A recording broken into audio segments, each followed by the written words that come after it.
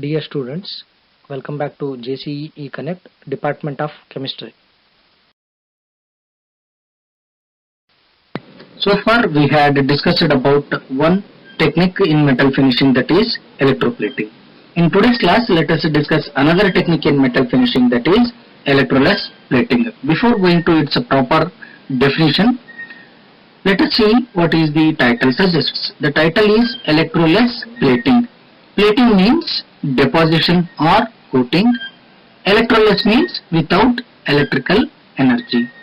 So in simple, electroless plating is deposition of metal without using electrical energy. That is the simple meaning of electroless plating. Let us see its proper definition. Electroless plating is a method of depositing a metal or alloy over a catalytically active substrate surface by controlled chemical reduction of the metal ions by a suitable reducing agent without using electrical energy. Here in definitions we have seen two extra words, that is, one is reducing agent and another one is active substrate. Right? Now let us see why these are required. What is its importance in electroless plating? To understand this one, let us recall electroplating. In electroplating, we will be taking two electrodes which are connected to a power supply. Right? So we will get the electrons for the reduction of metal ions by external source, or from the power supply we are getting electrons. But in case of electroless plating, we are not using any power supply. Then how we will get electrons for the reduction of metal ions into metal, isn't it? So to get the electrons, we are using some chemical agents which are called as reducing agents. Reducing agents are capable of liberating electrons because they themselves are capable of undergoing oxidation. When they undergo oxidation, they liberate electrons. Those electrons are taken up by the metal ions and undergoes reduction to metal ions. Reduced to metal atoms. So that is why we require reducing agents. These reducing agents are capable of liberating electrons in the electroplating part. Then we have one more word, that is active substrate surface.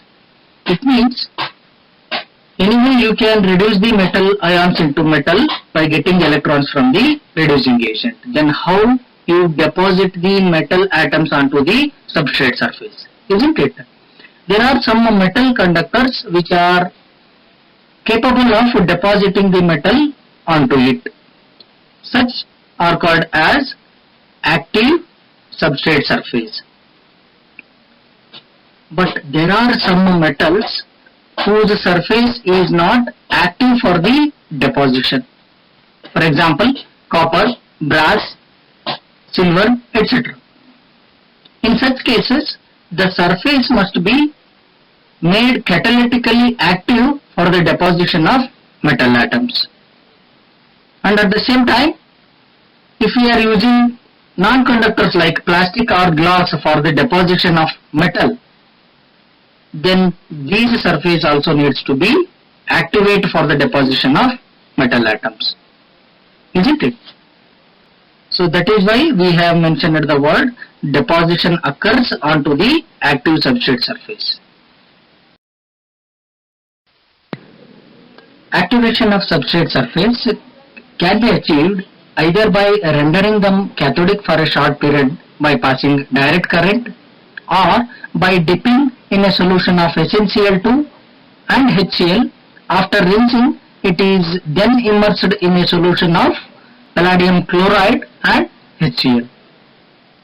It means the substrate surface can be activated by two ways. One is making them cathodic surface by connecting it to a power supply for a short while, or it can be done by some chemical methods. Right? So let us discuss the first one. Suppose if your substrate surface is a conductor, then in the beginning of the electroless plating we can supply electrical energy just to deposit the metal atoms onto the substrate surface. Once the metal atoms get deposited on the substrate surface, they themselves acts as a catalyst for the further deposition of the metal atoms. Hence, it is also called as autocatalytic coating. Isn't it? But suppose if you are using a non-conductors as the substrate surface, in such cases the first method or first way of activation does not hold good. In such cases we need to go for chemical method.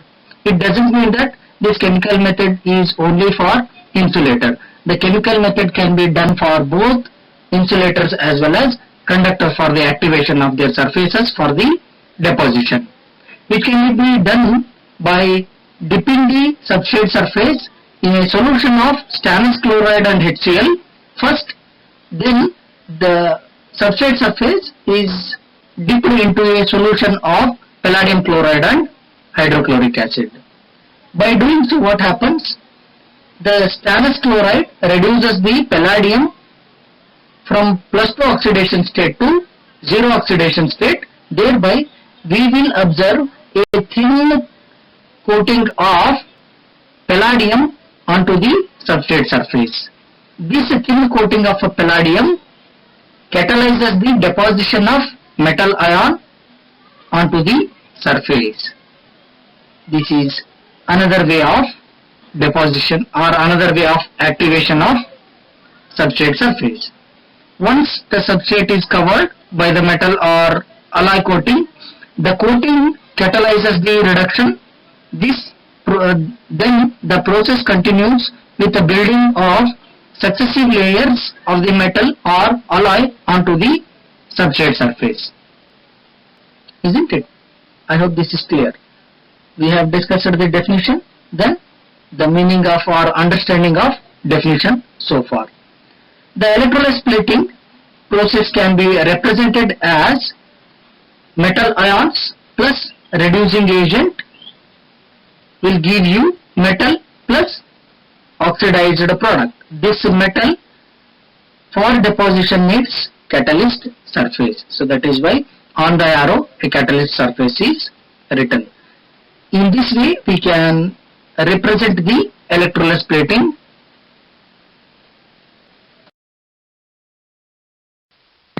So far we have discussed about two different types of plating, that is electroplating and electrolysis plating in metal finishing. Let us discuss the differences between these two techniques, electroplating and electrolysis plating. The table given here gives the distinction between electroplating and electrolysis plating. Let us list out one by one. First one is driving force.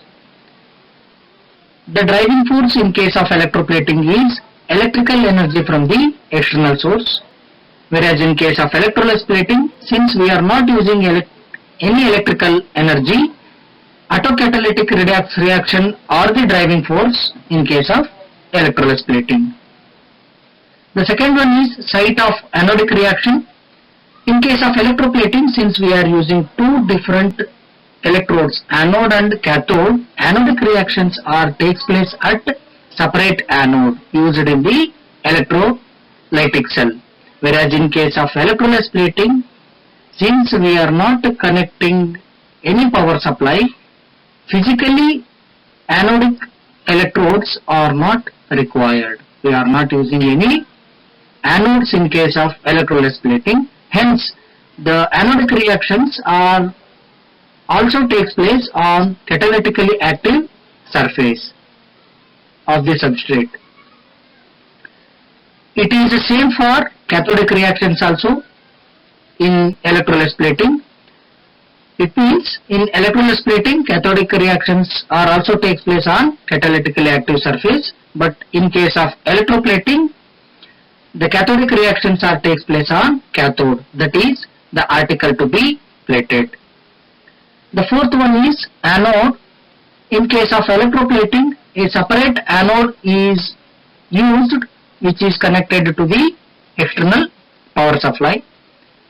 Whereas in case of electrolysis plating, no separate anode is taken and anode reactions takes place on the surface of the article as we mentioned earlier. The major difference between the electroplating and electrolysis plating is source of electrons for reduction. In case of electroplating, the reduction is brought about by electrons which are obtained from the external power supply, whereas in case of electrolysis plating, the reduction is brought about by reducing agents on catalytically active surface. The sixth one, that is reactions between electroplating and electrolysis plating, is in case of electroplating we can see the two separate reactions, that is anodic reactions and cathodic reactions on two different electrodes, anode and cathode. At anode, metal undergoes oxidation, gives rise to metal ions and electrons, and at cathode, metal ions accepts the electrons and get reduced to metal atoms. But in case of electrolysis plating, these redox reactions takes place simultaneously on the catalytically active substrate surface itself. That is, reducing agent plus metal ion gives you oxidized product and metal atoms. This is the another difference between electroplating and electrolysis plating. Next we shall move on to the seventh one, that is the nature of deposit or throwing power. Throwing power is how best we can coat the metal surface. Any electrolytic bath, how best we can deposit the metal onto the substrate surface is mentioned as throwing power. In case of electroplating, throwing power is not satisfactory for objects having intricate parts, but the purity of the deposit is high.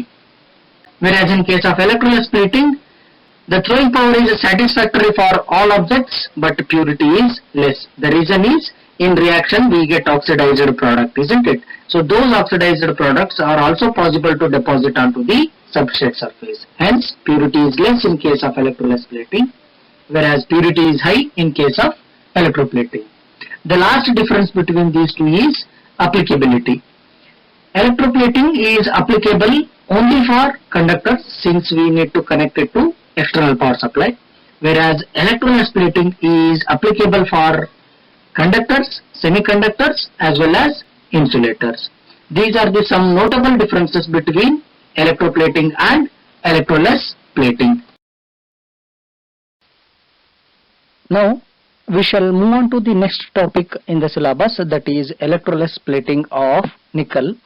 That is, we are demonstrating the electrolysis plating of nickel. Suppose if you are taking a substrate surface or the article to be plated is a conductor whose surface is catalytically active for deposition, then the surface preparation step is not required. It means it does not require the activation of its surface.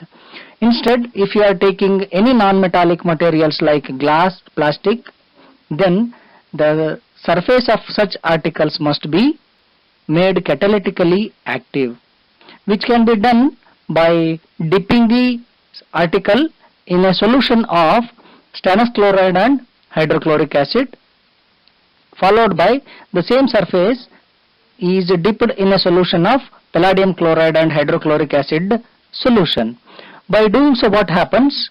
The stannous chloride, being a reducing agent, it reduces the palladium from +2 oxidation state to 0 oxidation state.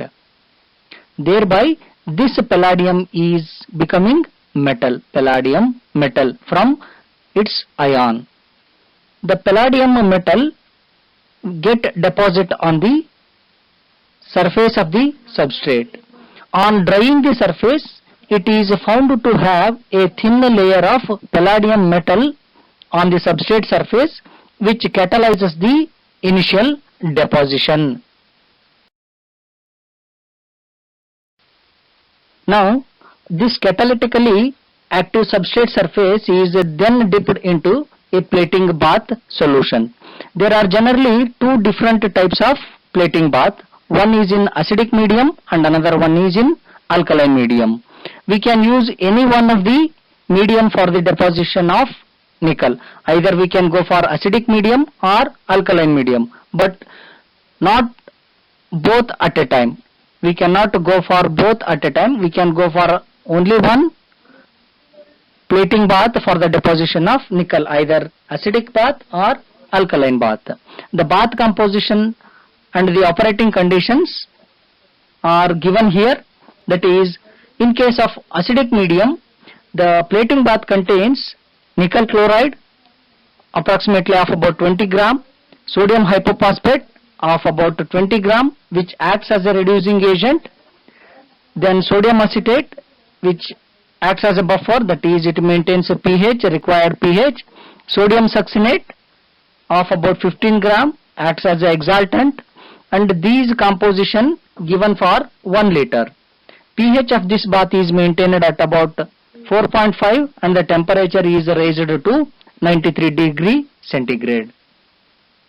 I can use either this acidic medium for the electrolysis plating of nickel, or if I can go for alkaline nickel, then the bath composition will be nickel chloride of 30 gram, sodium hypophosphate of 10 gram, ammonium chloride of 50 gram, which is acts as a buffer, ammonium citrate of 65 gram, which is acting as a exaltant, and the composition is given for 1 liter.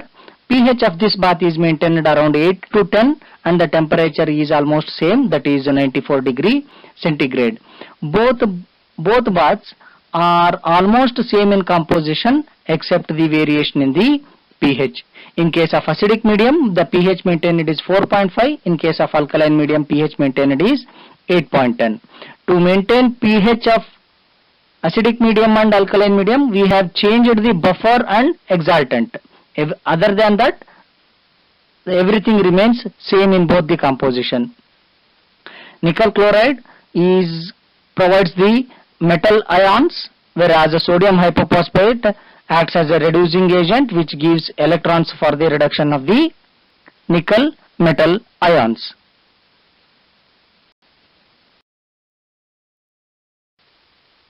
When you dipped the catalytically active substrate surface into any of these baths,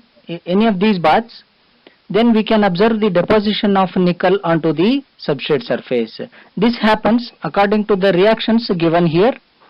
Here we are using sodium hypophosphate as the reducing agent, then it must undergo oxidation. Hypophosphate undergoes oxidation, provides a dihydrogen phosphite with the liberation of 2 hydrogen ions and 2 electrons. These 2 electrons are taken up by the nickel metal ion and it undergoes reduction and reduces to nickel metal. That is, the nickel reduces from +2 oxidation state to 0 oxidation state by accepting 2 electrons that are provided by the hypophosphate ion. So the net redox reaction is given here. Hypophosphate plus water molecule plus nickel metal ion gives rise to dihydrogen phosphite ion plus hydrogen ion plus nickel metal. The nickel metal is get deposited on the substrate surface. Here in reactions you can note that in the oxidation step we can observe the liberation of H plus ions. It means by each time when hypophosphate undergoes oxidation, it produces hydrogen ions. When it produces hydrogen ions means it is imparting acidic character to the electroplating bath or plating bath. When it produces hydrogen ions, the pH of the solution decreases. But to maintain the pH, we need to add buffer as and when it is required till the completion of plating of nickel metal, isn't it? So this is how the electrolysis plating of nickel is being done for any metal object or articles. One thing is must noted here is, in case of electrolysis plating, we are obtaining oxidized product by the oxidation of reducing agent. In case of electrolysis plating of nickel, we are using hypophosphate as the reducing agent, then we are getting dihydrogen phosphide as the oxidized product. Since we are getting a phosphate compounds as the oxidized product, we are observed some of the phosphorus content in the deposition, which is about 3 to 15%. That is why we are saying that the electrolysis plating will give less purity of deposition when compared to that of electroplating of metal. So this is the example of electrolysis plating of nickel, and this electrolysis plating of nickel finds extensive applications that are pumps and valves, pistons and shafts, gears, parts of hydraulic systems, reaction vessels, tools and dies, etc. We are finding these applications because of their hardness and abrasion resistance. These coatings are used on industrial components that I have mentioned earlier. So since the electrolysis plating of nickel gives hardness to the articles or the objects, it finds different applications as mentioned here. So this is about the electrolysis plating of nickel, and in the next class we shall discuss on the another example of electrolysis plating, that is electrolysis plating of copper, which finds its application mainly in the preparation of printed circuit boards. So let us discuss that in the next class. Thank you.